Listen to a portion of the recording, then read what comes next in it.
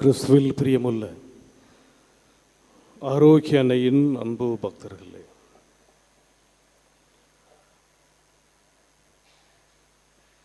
இயேசு தன்னை அன்பு கொண்டிருந்த மற்ற சீடரிடமும் வந்து இயேசுவை அதிகமாக அன்பு செய்தவர் புனித பேதுரு. இயேசு அதிகம் அன்பு செய்தவர் இன்று நாம் விழா கொண்டாடுகின்ற புனித யோவான். கலிலேயாவில் உள்ள பெத்சாயிதாவில் பிறந்தவர். இவருடைய தந்தை செபதேயு, தாய் சலோமி. இவர் அன்னை மரியாவினுடைய நெருங்கிய உறவினராக இருக்கலாம் என்பது பாரம்பரிய பின்புல கதையாகவும் சொல்லப்படுகின்றது. திருமுழுக்கு யோவானால் அல்லது அவருடைய மறையுரைகளால் ஆட்கொள்ளப்பட்டு அவருடைய சீடராக இருந்தவர். திருமுழுக்கு யோவான் இயேசு கடந்து சென்றதை காண்பித்து, இதோ கடவுளின் ஆட்டுக்குட்டி என்று சொன்னவுடன் யோவானும் அந்திரேயாவும் இயேசுவை பின்தொடர்கின்றார்கள். ஆண்டவர் இயேசுவோடு அன்று மாலை 4 மணி அந்த இரவு தங்கிவிட்டு பிறகு பேதுருவிடத்தில் வந்து, ஆண்டவரை நாங்கள் கண்டோம், வாருங்கள் வந்து பாருங்கள் என்று ஆண்டவர் அழைத்தார். சென்றார்கள், கண்டார்கள், அனுபவித்தார்கள். பேதுருவை அவரிடத்திலே அழைத்து சென்றார்கள். அந்த நேரம் முதல் கடைசி நேரம் வரை இயேசுவுக்கு மிக நெருக்கமாக இருந்தவர் இந்த யோவான். புதிய ஏற்பாட்டிலே 4வது நற்செய்தியையும் 3 திருமடல்களையும் கடைசி நூலான திருவெளிப்பாட்டையும் எழுதியவர். கிறிஸ்துவோடு அதிகமாக இருந்ததனால் அல்லது கிறிஸ்துவால் ஆட்கொள்ளப்பட்டதால் இவருடைய நற்செய்தி அன்பின் நற்செய்தியாக ஆண்டவர் இயேசு நம் மீது கொண்ட அன்பை வெளிப்படுத்துகின்ற ஒன்றாக இருந்தது. அந்த அளவுக்கு இயேசுவின் மீது அதிக அன்பு கொண்டதன் காரணமாகவும் இயேசுவினுடைய திருத்தூதர்களில் மிக இளைஞராக இருந்ததாலும் கிறிஸ்துவினுடைய அந்த நற்செய்தி இவ்வுலகிற்கு பவுலடியாருக்கு பிறகு ஒரு தூணாக விளங்கினார் என்று பவுலடியாரை சொல்லுகின்ற அளவுக்கு யோவானுடைய பங்களிப்பு இருந்ததையும் நாம் காண முடிகிறது. ஆண்டவர் இயேசு கிறிஸ்துவினுடைய உயிர்க்கு பிறகு இவர் கிறிஸ்துவினுடைய நற்செய்தியை அறிவிப்பதற்காக ஆசியா மைனருக்கு செல்லுகிறார். அங்கே நற்செய்தியை அறிவித்து கொண்டிருக்கின்ற இந்த நேரத்தில் அங்கிருந்த புறமத ஒரு குரு இவர் மீது மிகுந்த பொறாமை கொண்டு இவரை அழிப்பதற்காக திட்டம் தீட்டி விஷம் கலந்த உணவை கொடுக்கிறார். அந்த விஷம் கலந்த உணவை தன்னுடைய ஆவியின் வல்லமையால் உணர்ந்த யோவான் அதன் மீது சிலுவை வரைந்துவிட்டு உண்ண ஆரம்பிக்கிறார். ஒன்றும் செய்யவில்லை. கடைசியிலே இது யோவானுக்கு தெரிந்ததும் தன்னுடைய தவற்றை உணர்ந்து அவருடைய காலிலே விழுந்து மன்னிப்பு கேட்கின்றார் அந்த புறமத குரு. கடைசியாக நான் உன்னை மன்னித்து விடுகிறேன் என்று அன்பின் சீடராக அங்கே அவர் தன்னை என்பிக்கிறார்.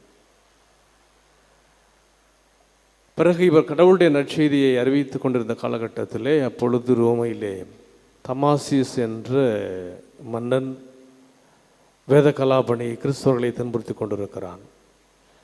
எனவே இவர் மீது பொறாமை கொண்டு இவரை எரிகின்ற கொதிக்கின்ற அந்த எண்ணெயிலே தூக்கி போட்டு இவரை கொலை செய்ய திட்டமிடுகிறான். அது ஒன்றும் செய்யவில்லை. அதிலிருந்தும் அவர் தப்பித்து விடுகிறார்.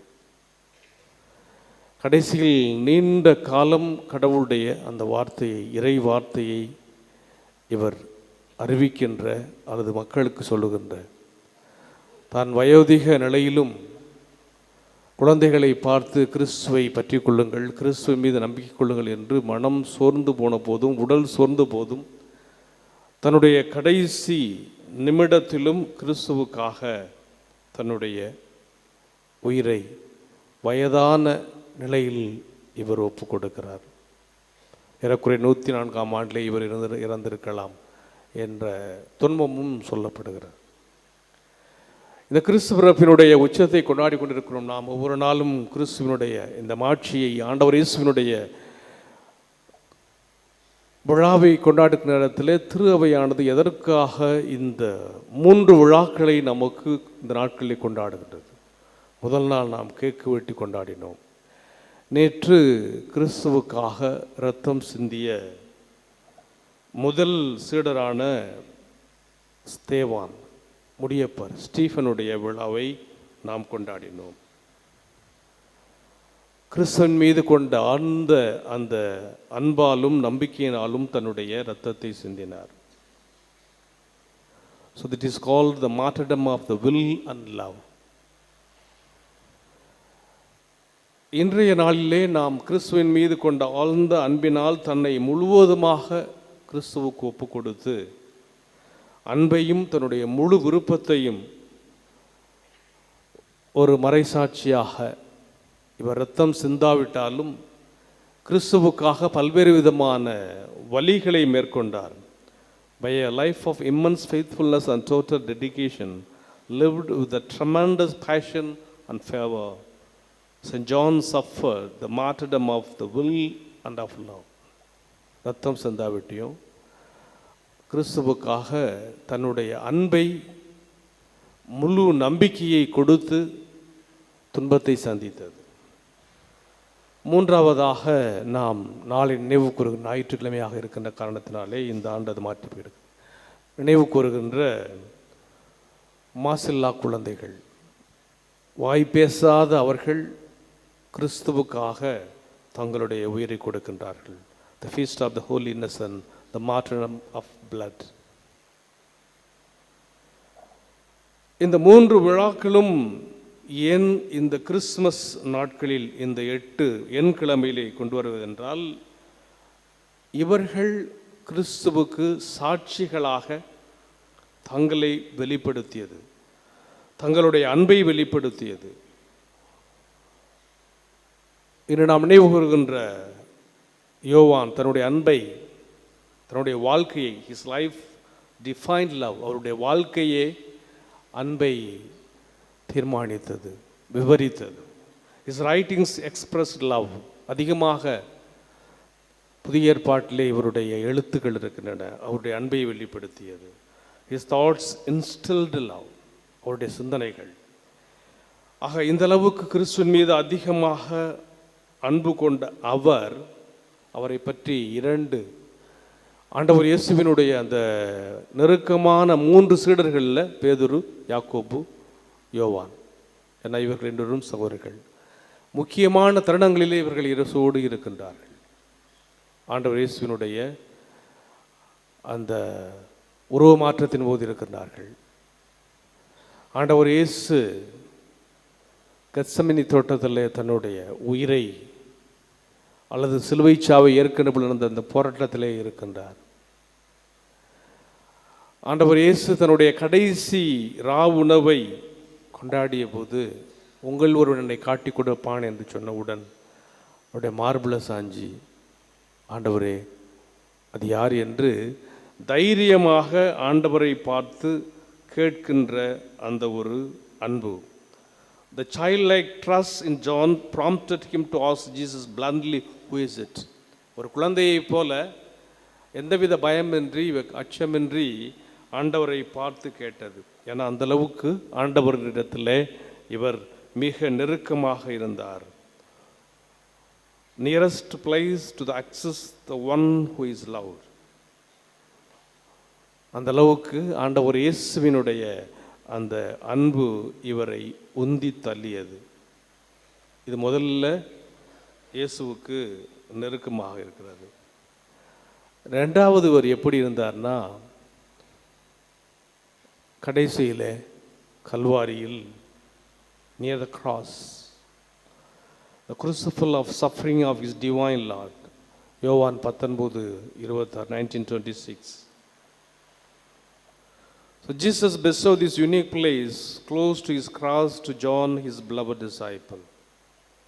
எல்லாரும் ஆண்டவர் இயேசுவை விட்டு ஓடி சென்ற போதும், while all the other disciples had forsaken the Lord, John remained close to the cross of Jesus.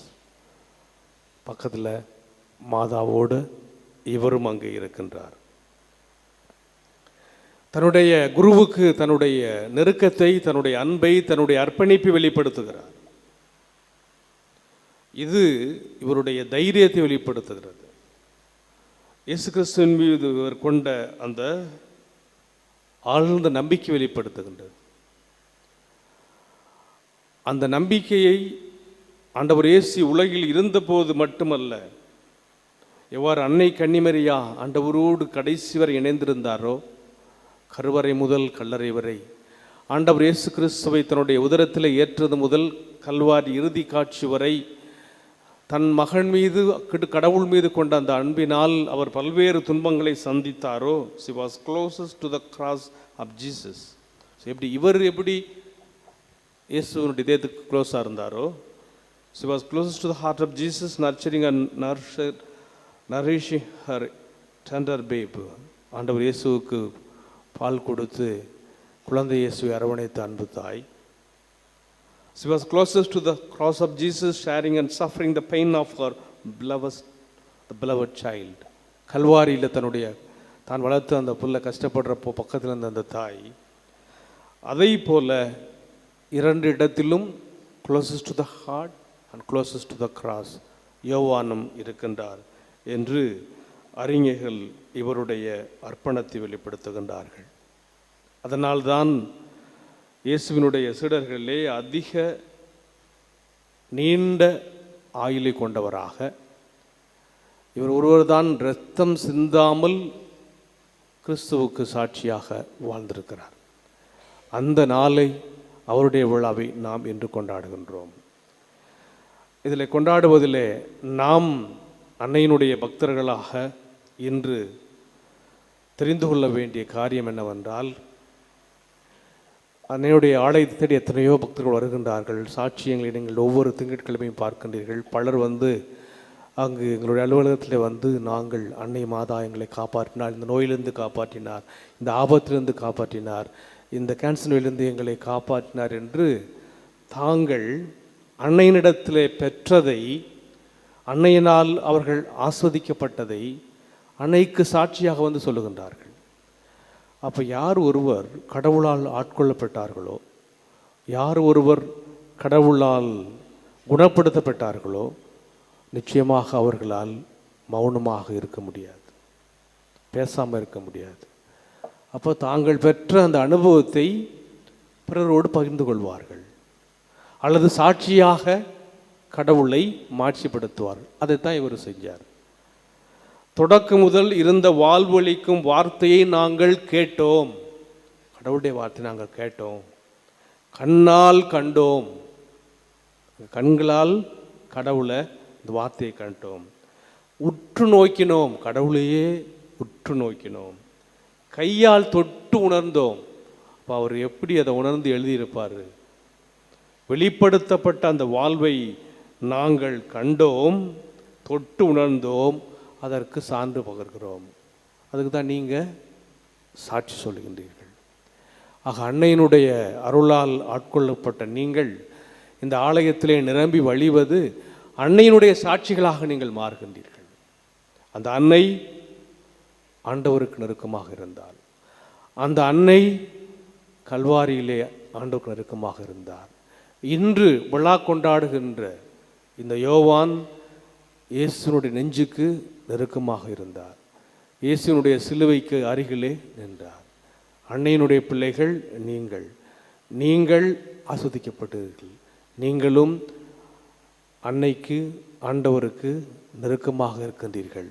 நெருக்கமாக இருங்கள், ஆண்டவரும் உங்களுக்கு நெருக்கமாக இருப்பார்.